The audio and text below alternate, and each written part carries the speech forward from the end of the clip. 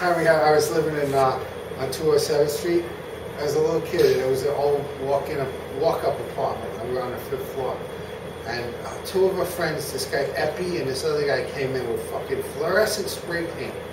And they just sprayed a fucking whole living room with swirl squiggles of fucking green, pink, and fucking like yellow. And then a black light. And it stayed like that for years, man.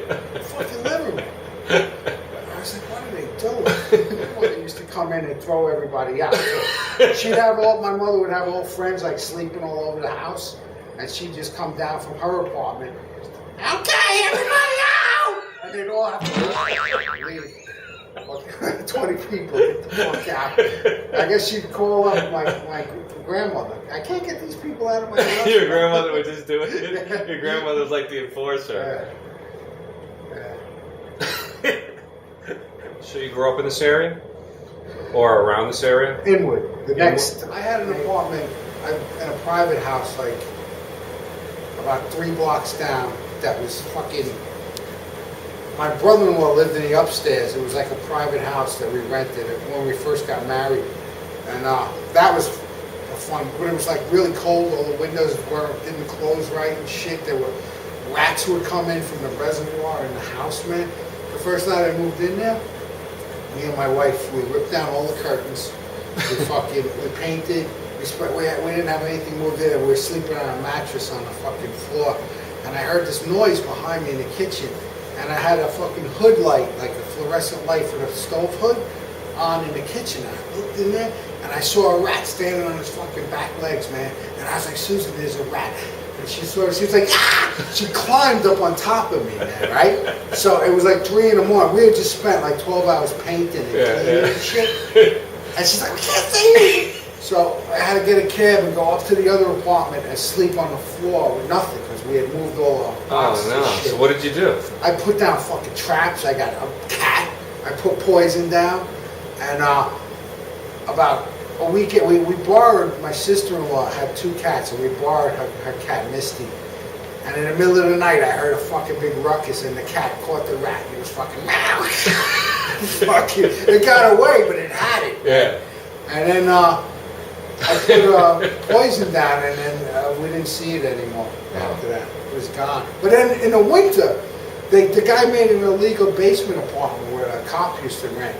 And he comes upstairs one night, he's like, yo, there's a rat behind the boiler in there, man. And I was like, bah! Fucking asshole. Fuck you. Oh, it's a lot brighter in here without this. There's a guy named McGilla. All right, he was a Spanish guy. His real name was Mike Gilla? and had a something. It was like a Puerto Rican Irish guy like me? It was a Puerto Rican Irish name, and he was red. His skin was red. He had red freckles. He had reddish hair. Yeah, he's a redheaded stepchild. Nappy, red-headed hair. Yeah. Kind of stocky. Yeah. And he used to hang out in the back benches by the basketball court. And he liked feet. All right. He only liked young boys' feet, though. Like adolescent boys' feet. That's weird. And you'd always have people like approach you and say, you know, McGilla likes feet, and well, you fucking let him sniff your sneaker for fucking $5 or whatever. And if you're looking to buy a nickel bag or whatever, you fucking give the guy your sneaker, let him sniff. And he would sniff your sneaker? He would sniff your sneaker for fucking $5. Or I go say, let's go and get a bag of weed, man. Let's go find McGilla. And sniff his shoe. But after a while, he started like doing things with like kids where he would say, let me take you to a movie theater and play footsie with you for fucking $25. And he would take guys into the movies, and all he'd do is take his shoes off and rub your foot. Did you do it? Foot. I did it one time, man. And he'd rub your foot on his foot, and he would get off on it, man. I don't know, while you were watching like Bad News Bears or whatever. And then he'd walk out with $25 in 1977. It was like $100 now. Yeah. So my friend Sean used to go up to his house and fucking let McGilla. And the guy wouldn't do anything with his. He would just rub his feet on your foot for fucking like 15 minutes, like sandwich it and rub it with oil or whatever, and fuck, I don't know what he would do.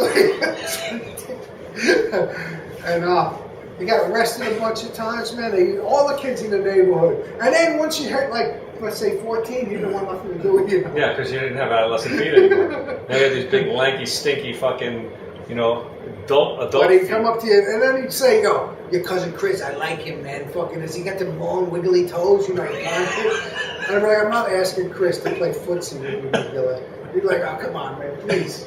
All right, I'll tell him. I go, yo, Chris, the kid wants to play footsie with you. Or at least sniff your sneaker first. Or he'd pay you like $5 to look at your foot. Take off your sock. And in a basketball court, in a fucking park.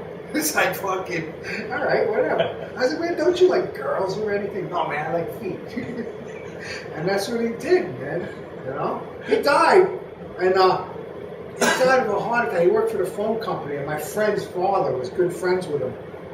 My friend Maureen, her dad and him used to work together. So one day I was at their house shooting pool upstate. You know my friend Juan, whose daughter committed suicide? Yeah. His father-in-law used to work with the guy. So I was telling Martin, the father, I was like, oh, McGilly used to play with kids' feet. He's like, what are you talking about? I said, yeah, he was fucking well-known around the neighborhood as a foot fetish fucking guy.